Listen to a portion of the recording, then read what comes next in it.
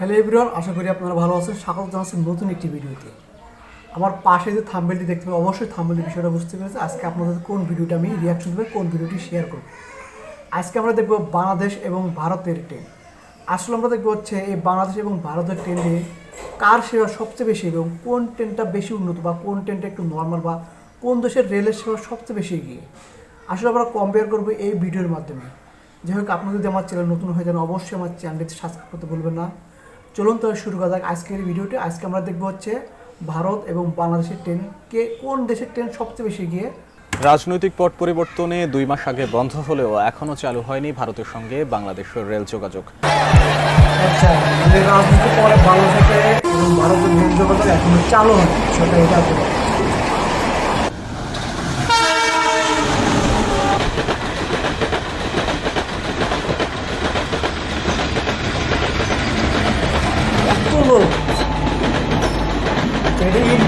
Indian ট্রেনগুলো লোক দেখা যাচ্ছে, বাংলাদেশের ট্রেনগুলো তো অনেক লোক দেখা যাচ্ছে।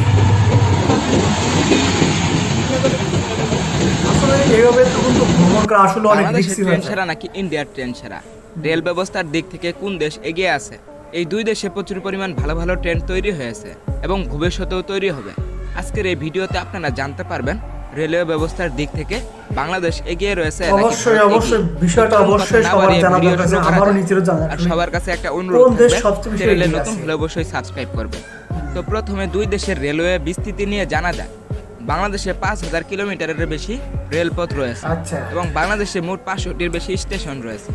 বছরে প্রায় 800 কোটি মানুষ বাংলাদেশের রেলওয়ে থেকে পরিষেবা পেয়ে থাকে।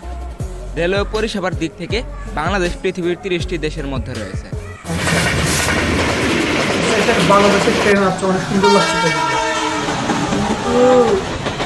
এটা মনে ঈদের টাইম হবে, মানে অনেক ভিড় দেখা যাচ্ছে। ভারতীয় রেল চীনের পরে সবথেকে বেশি কিলোমিটার পরিষেবা দিয়ে থাকে। মালামাল পরিষেবার দিক থেকে পৃথিবীর 3 নম্বরে রয়েছে ভারতের ট্রেন। আর প্যাসেঞ্জার ট্রেনের পরিষেবার দিক থেকে চায়নার পরে ভারতের অবস্থান। সব দিক থেকে পরিবহনের ক্ষেত্রে 3 নম্বর রয়েছে। এবার আসা যাক গতির কাছে। বাংলাদেশের সোনার বাংলা ট্রেনের সবথেকে বেশি গতি রয়েছে এবং এই ট্রেনের সর্বোচ্চ গতি হচ্ছে 120 কিলোমিটার প্রতি ঘন্টা। 120 কিলোমিটার প্রতি ঘন্টা। তবে ভারতের ট্রেনগুলোর এক্সপ্রেসের ক্ষেত্রে সর্বোচ্চ গতি 160 কিলোমিটার প্রতি ঘন্টা।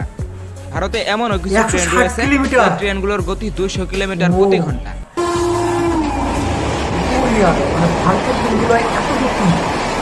তবে দুইটি দেশেরই রেল লাইনের ব্যবস্থা এতটাই খারাপ যে বাংলাদেশে 110-এর নিচে এবং ভারতে 130 কিলোমিটার প্রতি ঘন্টার নিচে ট্রেন চলাচল করে থাকে।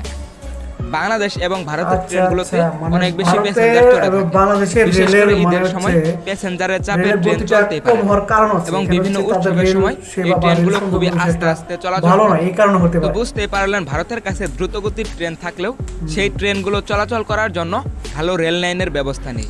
আর যদি দুর্ঘটনার কথা বলা হয়, বাংলাদেশের থেকে ভারতে বেশি দুর্ঘটনা হয়ে থাকে, কারণ বাংলাদেশের থেকে ভারতে অনেক বেশি ট্রেন রয়েছে।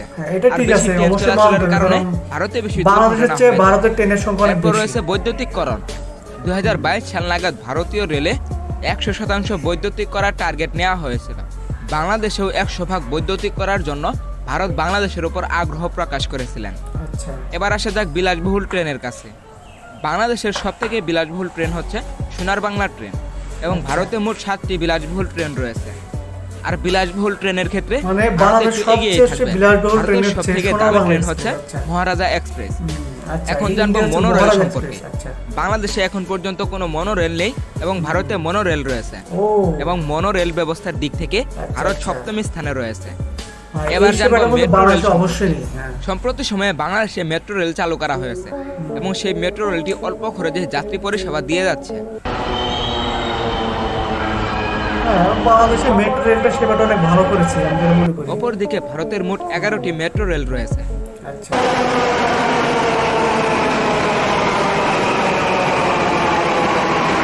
এবার চলুন জেনে নেই বুলেট ট্রেন সম্পর্কে। বাংলাদেশ ও ভারতে বর্তমানে কোনো দেশে বুলেট ট্রেন নেই, তবে জাপান এবং চীনের সহযোগিতায় বাংলাদেশ ও ভারতে বুলেট ট্রেন আসতে চলেছে এবং আগামী দশকে বাংলাদেশ ও ভারতে বুলেট ট্রেন দেখা যেতে পারে। বাংলাদেশে বুলেট ট্রেন আসলে এটা স্বপ্ন হতো, আসলে এটা আমরা সবাই চাই। বাংলাদেশে কাজে লেগে পড়ুন। আজ এই পর্যন্তই। দেখা হবে নতুন কোনো ভিডিওতে। টেক কেয়ার, আল্লাহ হাফেজ। ওকে, আল্লাহ হাফেজ। দারুণ।